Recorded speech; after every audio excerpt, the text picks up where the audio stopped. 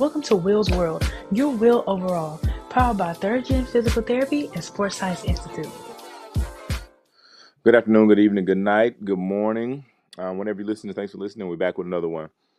Today's episode is going to be a good one, guys. On the heel of college football playoff, or I guess on the eve of it, rather.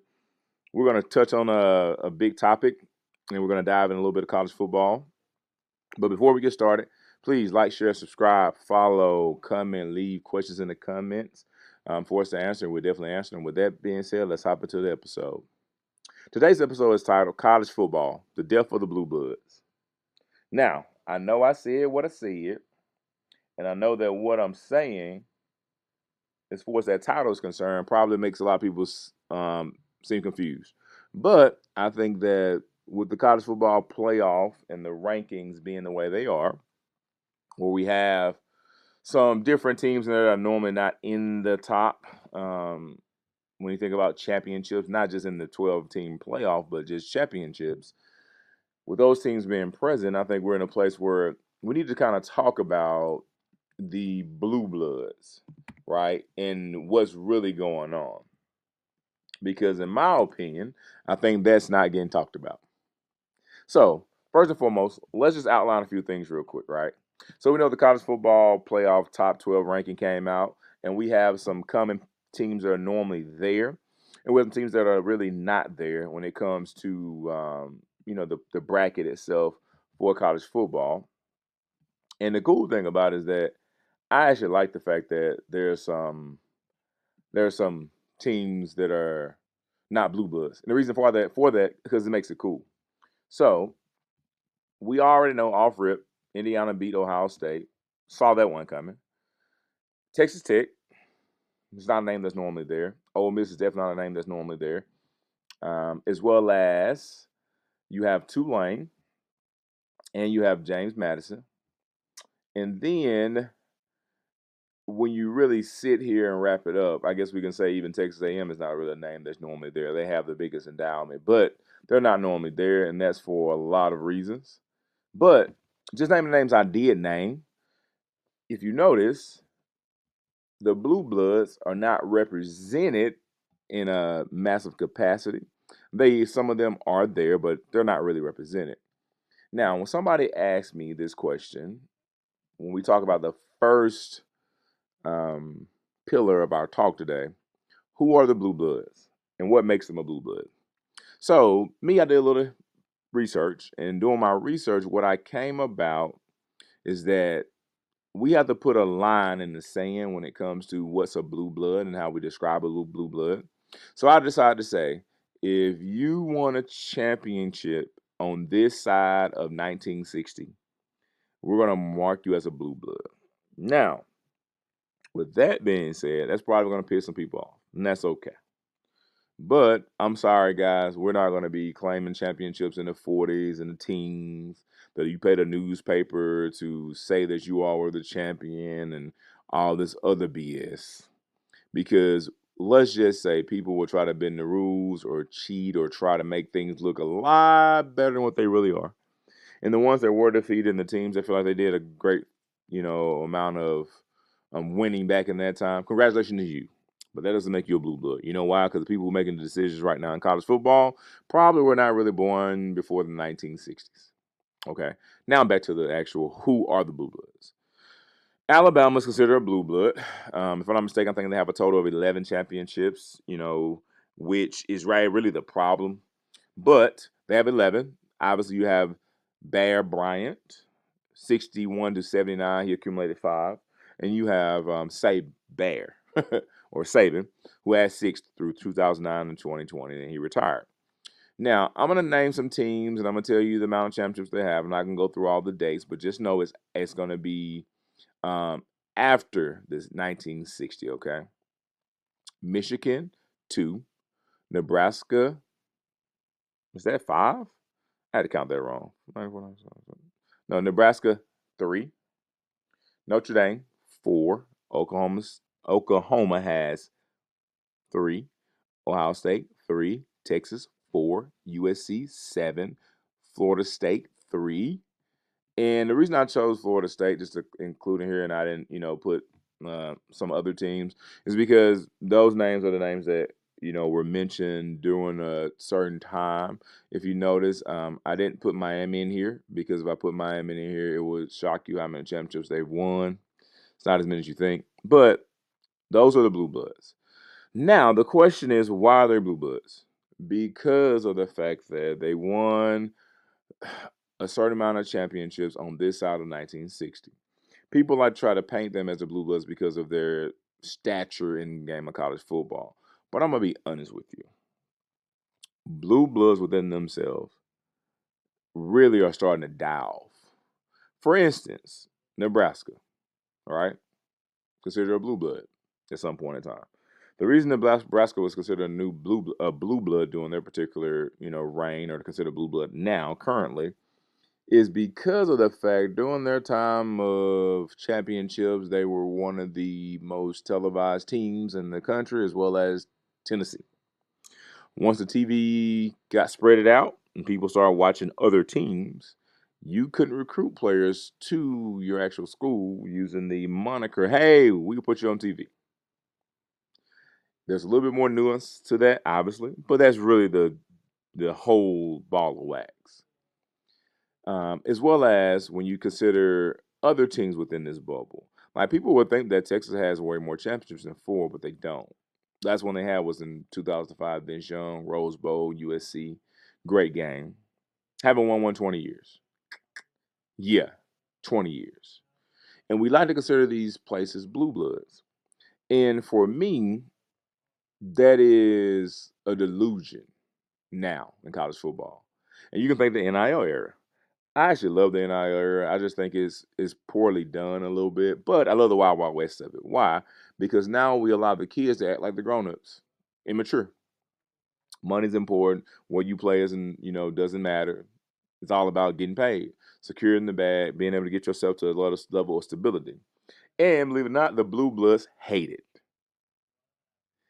That's why they're dying. They can't stockpile talent anymore.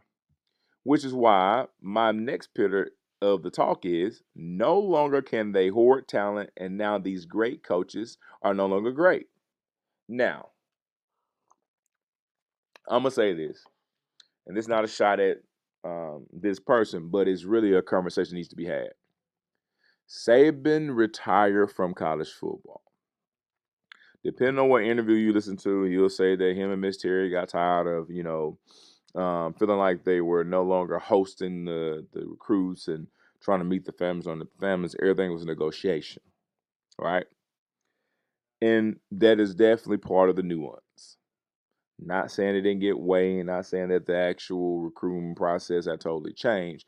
But what I am going to say, Saban had no problem when he was the king of the mountain, meaning that Alabama got pretty much every recruit they wanted. They stockpiled a lot of talent.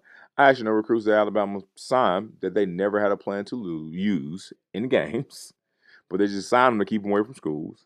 We heard about the blue shirts and the gray shirts and all that nonsense. So as long as he could run his actual program like a NFL team, then it became okay. What changed is when the rabbit got the gun, when the players who he was able to control by telling them or showing them or having a program built on the fact that you can get to the NFL here, if you just get to your junior year, develop, buy in, all that good stuff, you will get to where you're trying to get to. No longer did that work because guess what? Not everybody gets to the NFL and actually stays in the NFL past 3 years. So they started to opt for the shorter journey. Get my money now, don't care where I play. And let's be honest here, that wore on Saban. You know how you know it wore on Saban? Because he would make it a point to talk about not just the NIL, but encourage his boosters and people of the program that, hey, we need more money. So when he retired, I really wasn't surprised he retired. I actually had a very good conversation with one of my colleagues about I feel like Saban is either going to retire spontaneously or they're going to have to carry him off the sidelines. I just one of the two. So whatever happens, I'm not gonna be surprised. But it's gonna be one of the two. I think it's the changing of the guard, right? Now, for any person who's listening to this, if you believe that your school was a blue blood and that you are great because of the name on the helmet and the tradition and all this jazz, it's a lie. You're great or were great because of the talent you were able to acquire. And the amount of talent you were able to acquire wasn't just for your starters, your 22. No, it was probably your 44 and your 66. You were 2, 3 deep at their position, 5-star everywhere, because you could promise them something that other schools couldn't necessarily promise them. And we can say winning, that's cool. Every player that went to those particular places were trying to get to the championship. There's a lot of players who signed that never were going to play there, who had immense talent, but just were not going to play there because they're going to be recruited over, that literally were signed to keep away from other schools. There goes the advantage. So now it moves to the next piece of this talk. Delusion has set in, and we can thank Say Bear for that. I love the fact that he made universities and schools believe that every year we should be competing for a championship. Let me give you a rude awakening. If you notice, I'm going to do this one more time. Let me tell you how many championships some of the Blue Bloods have in their whole actual existence of the university after 1960. Florida State, 3. Texas, 4. Oklahoma, 3. Ohio State, 3. Notre Dame, 3. Nebraska, 5. Michigan, 4. Bama, 11. USC, 7. You see how literally hard it is to win a championship. And people really believe that being a blue blood is how you were going to win your championships or how you won your championships. No, it was being able to hoard talent, to literally cheat the system, to be able to play these guys more under the table, but now everything is above board. And guess what? Some of those players that you were able to basically put behind other great players now go to different schools. And I love it because this is the death of the blue bloods. Now, let me just go and tell you the mental gymnastics that's happening in your athletic programs by your ADs and your commissioners of your leagues, the SEC, ACC. The mental gymnastics that is occurring is this. You ready for the phrase? How do we get the 12 best teams to play for the championship? You remember when this started, whatever, there was a guaranteed position for your G5 school and everybody hated it.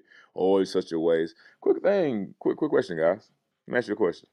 The game that's being played that you cheer for is a kid's game, right? It's a kid's game. So let's go back down to its core, right? Kid's game. Since it's a kid's game and there's actually a level of merit, I thought it's always good to have the underdog. Makes it more exciting.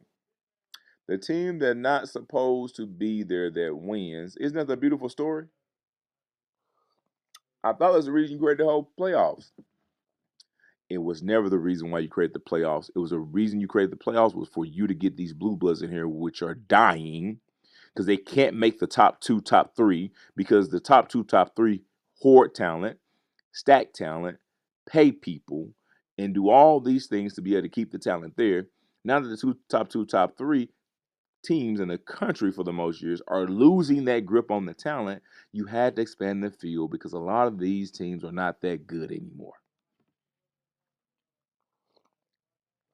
Isn't that interesting? Sounded good until somebody put the curtain back, and what they want is an NFL system. The Blue Bloods are dying. They're dead. I promise you. They're dead.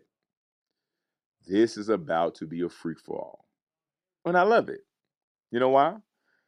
This is what the game of college football sports are supposed to be about. You win, you lose. You can't sit here and try to load your team up no more. Now you actually have to coach. And guess what Penn State is finding out?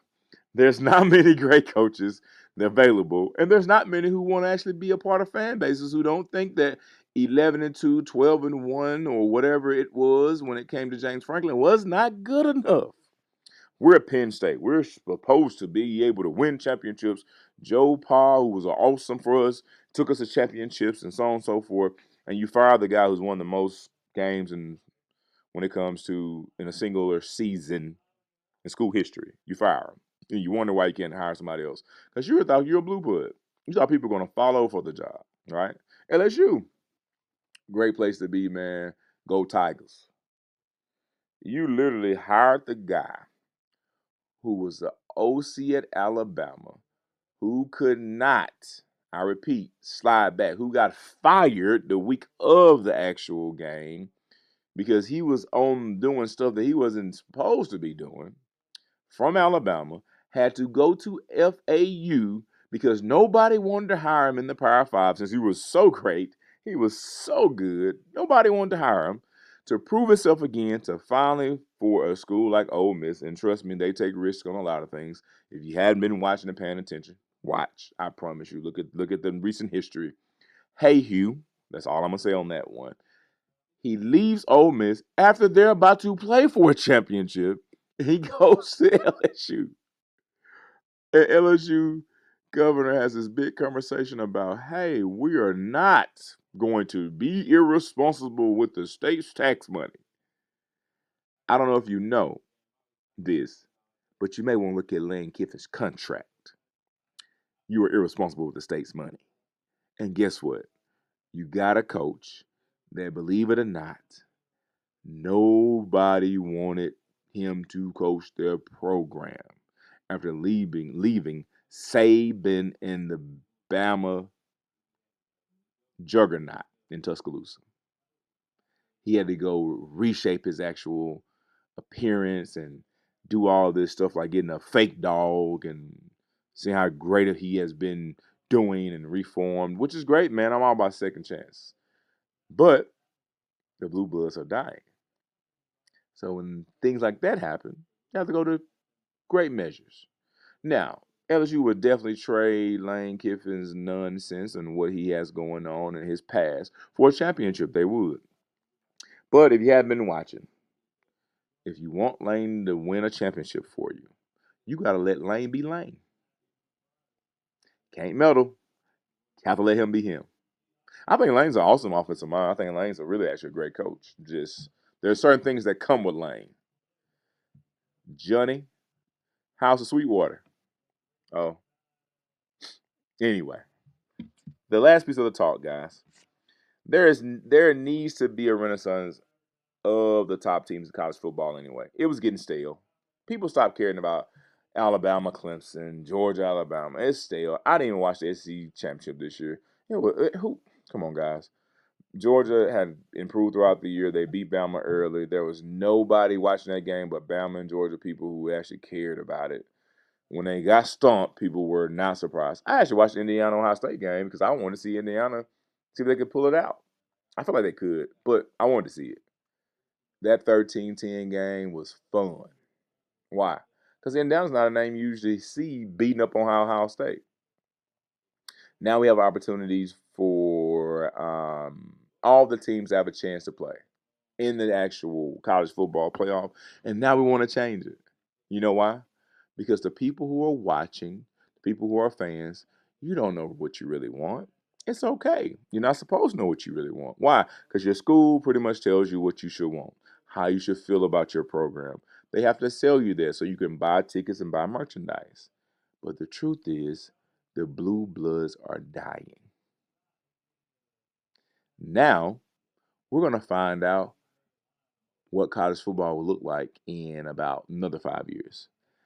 I got a sneaky suspicion there may be college football, but it's probably going to look a lot more like a super conference of teams. And once again, the Blue Bulls are going to be dead. Contracts are going to be flowing. It's going to be a baby NFL. So, I really hope everybody who made it to this particular point in the talk, man, got something from this. I love college football talking about it. I don't really have a thing against, the blue bloods. I just think it's boring to see them play all the time. I just like to see other teams in there. I don't watch college football because I care about Alabama or Georgia or Clemson or whatever. I do not. I watch college football because I like to see Saturday morning to night. I know for a fact anything can happen because you have a bunch of 18 to 22-year-olds trying to actually play football. Whew. All right. I'm done, guys. With that being said, I hope you have a blessed one. I'll catch you in the next one.